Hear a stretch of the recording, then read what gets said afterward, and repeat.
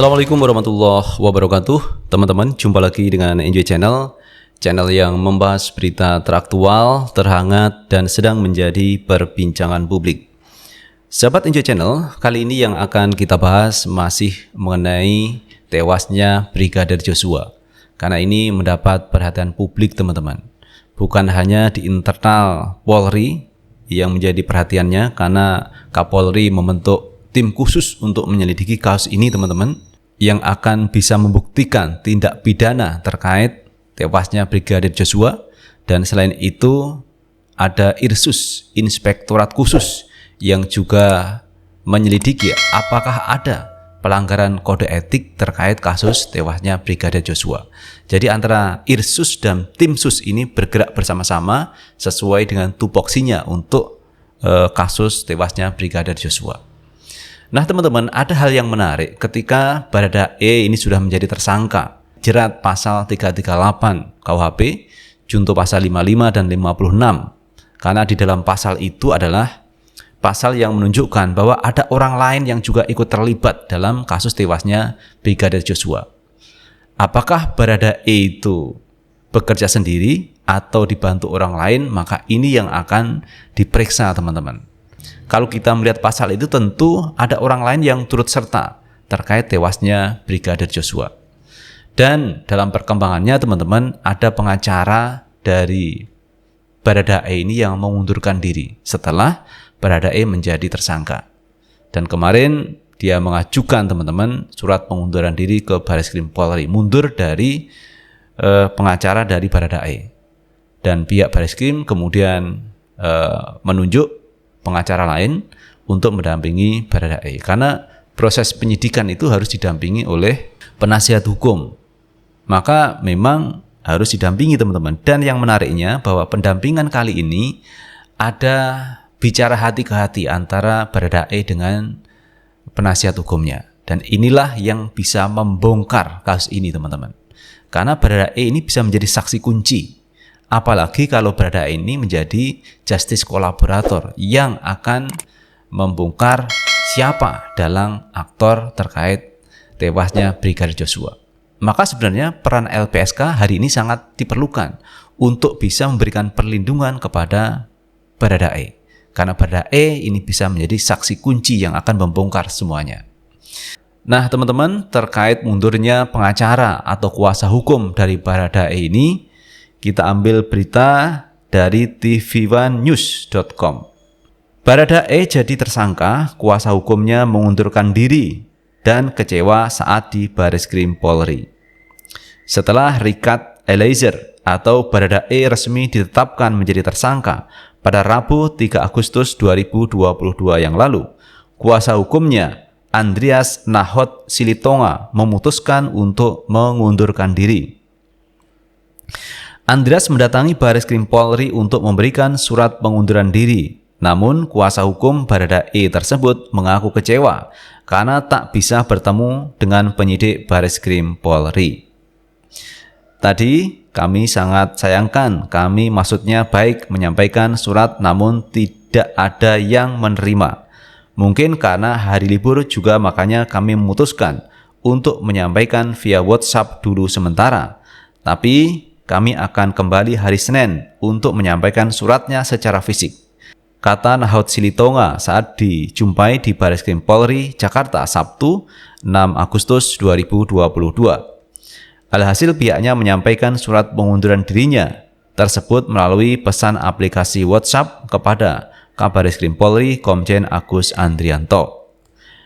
Andreas Nahot Silitonga beserta tim menyambangi Bareskrim Polri pada Sabtu 6 Agustus 2022 sekitar pukul 13.30 WIB untuk menyampaikan surat pengunduran dirinya sebagai kuasa hukum dari Baradae atau Barada 2 Richard Eliezer. Kita tidak berlama-lama di sini. Kami sebagai dahulu tim penasihat hukum Richard Eliezer yang dikenal dengan Baradae pada hari ini datang ke Bareskrim untuk menyampaikan pengunduran diri kami sebagai penasihat hukum Baradae, kata Nahot. Pengunduran diri Andreas Nahot Silitonga berlangsung setelah 3 hari mantan kliennya yakni Baradae ditetapkan sebagai tersangka kasus penembakan hingga menewaskan Brigadir J. Namun, alasan pengunduran diri belum disampaikan secara terbuka kepada publik. Mengenai alasan-alasan pengunduran diri kami itu sudah kami sampaikan dalam surat kami pada Kabareskrim, katanya. Sementara diketahui Direktur Tindak Pidana Umum Dirtipidum Bareskrim Polri Brigjen Pol Andirian Jayadi sebelumnya telah mengumumkan bahwa polisi akan menetapkan Richard Eliezer sebagai tersangka.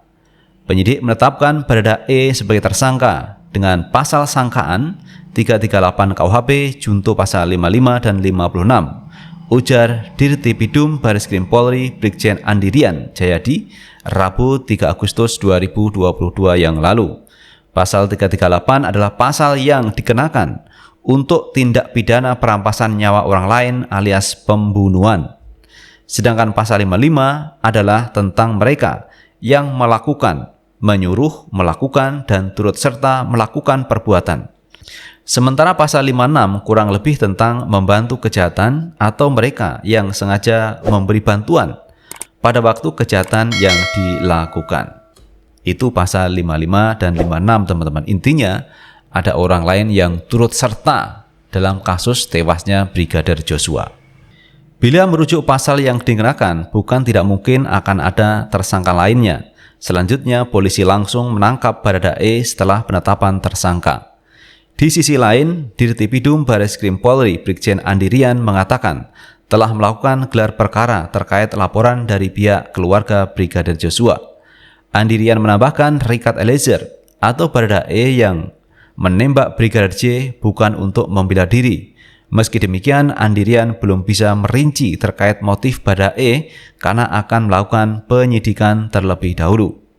Menurutnya, penyidik tidak akan berhenti dalam penyidikan kasus tewasnya Brigadir Joshua.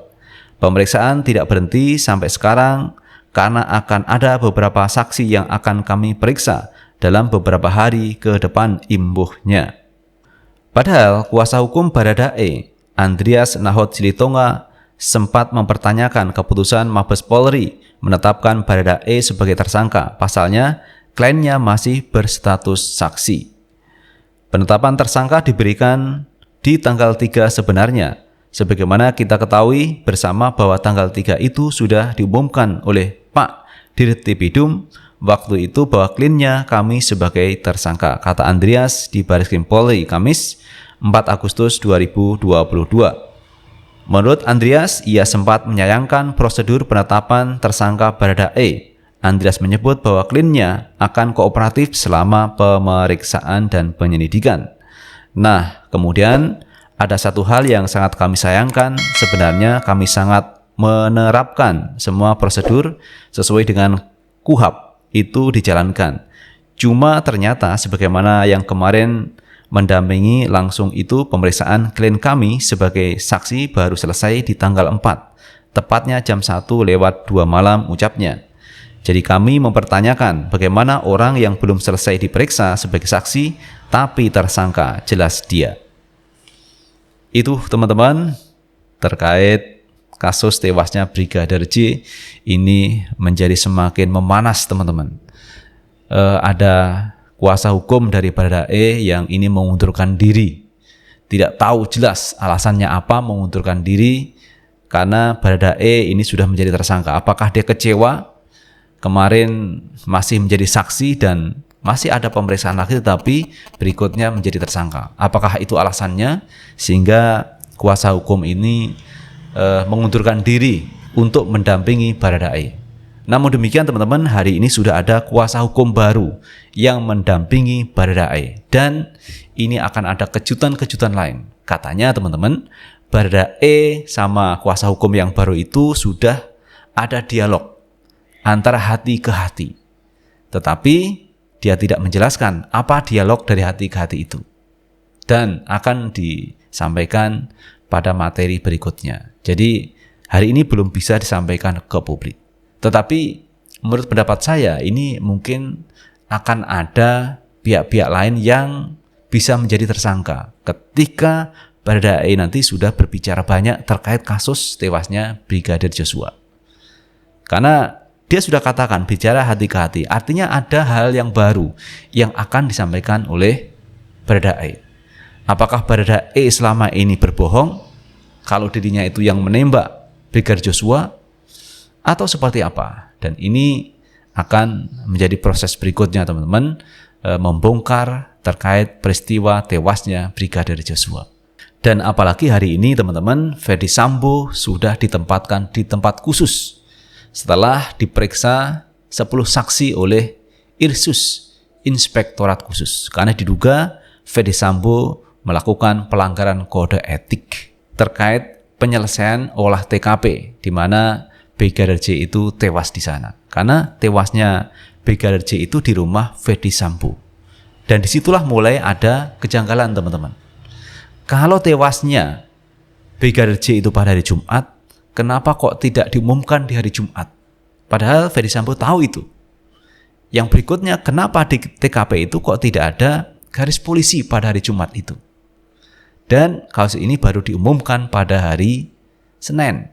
Itu pun pengumuman yang disampaikan juga dipertanyakan oleh publik. Banyak kejanggalan-kejanggalan lain. Seperti tembak-menembak antara Brigadir Joshua dan Baradae. Katanya Baradae itu untuk membela diri. Tetapi setelah tim sus ini menyelidiki, bukan membela diri yang dilakukan oleh Baradae. Kemudian muncullah itu teman-teman, pasal 338 KUHP terkait pembunuhan. Ditambah lagi pasal 55 dan 56. Ada pihak-pihak lain yang turut serta dalam kasus tewasnya Brigadir Joshua. Menarik untuk kita ikuti teman-teman, peristiwa atau misteri tewasnya Brigadir J. Siapa sebenarnya otak dari semua itu? Itu yang harus diungkap oleh pihak kepolisian agar semua menjadi jelas dan terang peristiwanya. Lalu bagaimana menurut pendapat teman-teman sekalian? Tulis di kolom komentar, karena komentar teman-teman akan sangat bermanfaat untuk yang lain. Sukses selalu. Assalamualaikum warahmatullahi wabarakatuh.